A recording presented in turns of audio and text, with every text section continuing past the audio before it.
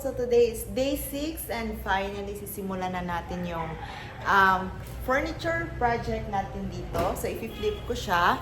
So as you can see, medyo in bad condition. I bought this for 1,500. Titignan natin kung ano yung magagawa natin dito and then I will try to sell it. Hopefully, mabebenta natin siya at a good price. So, i-flip ko siya. Tignan natin. Ito yung before looks niya. We'll see kung ano yung magiging itsura niya after the flip. First, I would like to show you how bad it is. Pero actually, yung outside lang naman niya yung medyo need some fixing. At this one, i-replace natin yan. And kung titignan nyo yung drawer, parang ewan, hindi ko alam. Dito malaki yung space. And then the next one, it's this one. So, gagawin natin is, i-remove talaga natin lahat niyan. And I will give this cabinet a very new and classy look. Hopefully, ma-achieve natin. So, titignan natin yung condition inside. Okay din naman siya. Nilagyan nila ng mga wallpaper. Pero, we will remove this one later on. Ayan. So, okay naman. And then, this is wood. Tapos, eto. I don't know. I think sa surplus na Japan nila binili ito. Binili ko din naman siya from Facebook Marketplace. Kasi yung may-ari nito is going to move out from their, I don't know, apartment maybe. Tapos, they need to let go of this one. So, I decided to have it. So, dimension check muna tayo. So, we will use centimeter. For the width, this is 103 centimeter. And height, 134 centimeter. For the depth, we have 46 centimeter. So, ganito siya kalaki.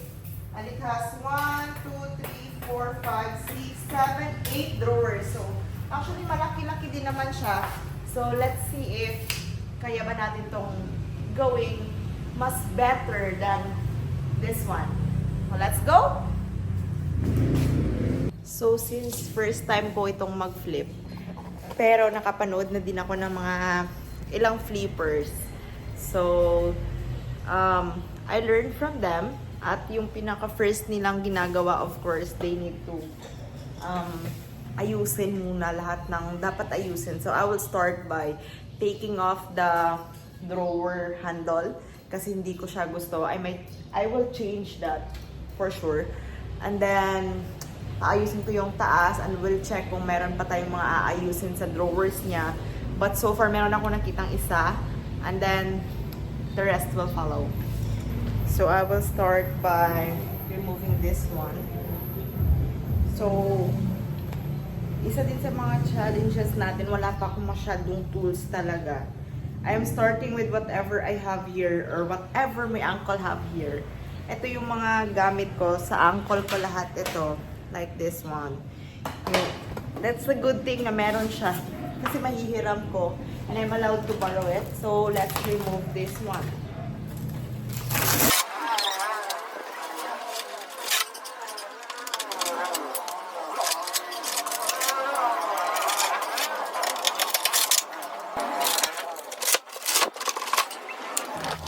And now, this is how it looks like. Wala na siya yung damaged portion niya. But we need to remove this one. And then, we're going to replace a new panel right here. So, titignan natin if I have something na magagamit to replace that one. Okay. Now I get it. It's not as easy as I think it is. But, we won't give up. And also, I do have a sinus and it's really an issue for me to absorb all those tiny particles of wood. So, I need to be extra careful. Let's put this on.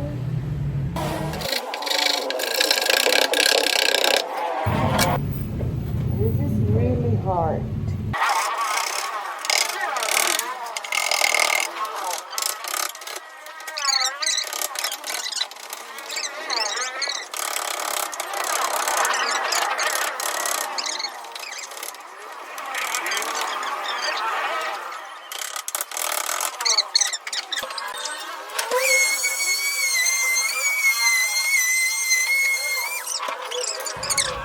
Now it's time to take all the handles kasi papalitan natin siya.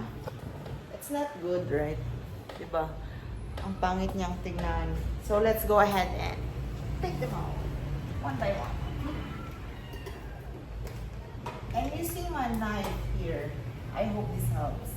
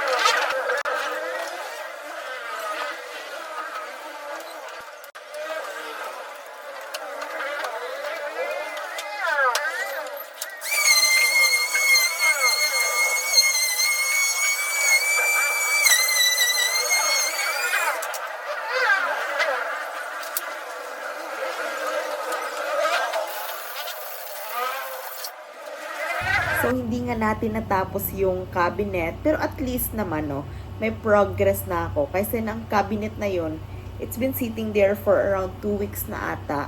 Since nabili ko siya. And then, ngayon lang ako nagka-time na galawin na siya, finally. Actually, nakakatulong din naman tong paggagawa ng video, ano. Kahit wala pang masyadong nanonood sa atin. But, you know, pretty soon, lahat naman nagsisimula sa walang viewers. So, yun lang yung kinakapitan ko.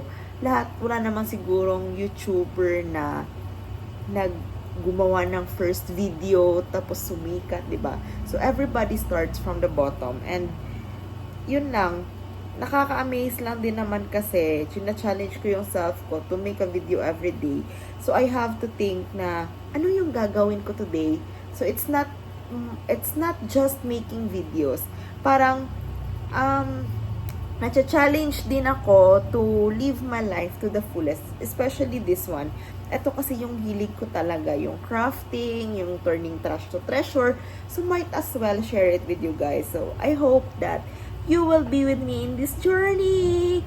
So, that's it for tonight. I'm so tired na and it's time to sleep. Good night. Bye-bye!